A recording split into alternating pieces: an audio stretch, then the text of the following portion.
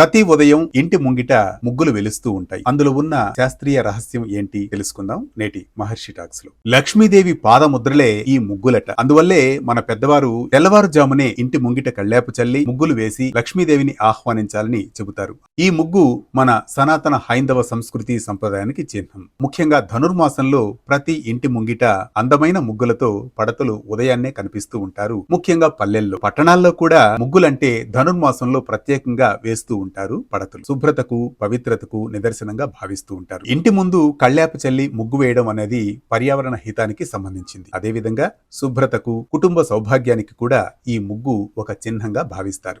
ధనుర్మాసంలో ముఖ్యంగా సంక్రాంతి ముగ్గులు ప్రతి ఇంటి ముంగిట పోటాపోటీగా వెలుస్తూ ఉంటాయి. మన సంస్కృతి సంప్రదాయానికి చిహ్నంగా ముగ్గులు వేస్తూ ఉంటారు. ఇందులో సంక్రాంతి ముగ్గు చాలా విశిష్టమైనది. ఇక రోజు వేసేది సాధారణ ముగ్గు. కార్తీక మాసంలో ముఖ్యంగా దీపావళి రోజు దీపావళి ముగ్గులు వెలుస్తూ ఉంటాయి.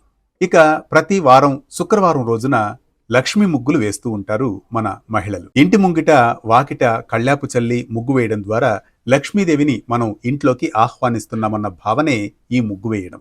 ఇలాంటి మరిన్ని అంశాలతో కొనసాగే మహర్షి టాక్స్ ను సబ్స్క్రైబ్ చేసుకుంటారుగా. ఏ పండుగ ఎప్పుడు, పండుగలో పరమార్థం ఏంటి శాస్త్రీయంగా తెలుసుకోవాలా? వెంటనే డౌన్లోడ్ చేసుకోండి వేటి న్యూస్.